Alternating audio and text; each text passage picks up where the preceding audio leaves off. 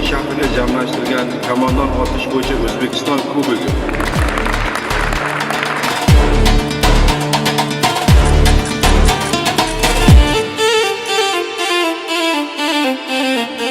Men Yo'ldoshboyev Ruslanbek, Toshkent shahar Respublika Olimpiada zaxiralari kollejidan keldik.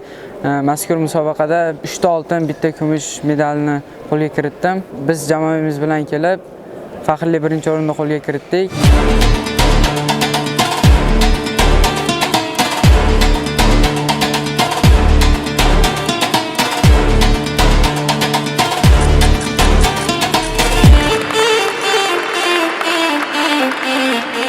Men Abdumalik va Gavharoy Farg'ona viloyati, Xorazm viloyatiga kamondan otish sport turi bo'yicha musobaqaga keldik.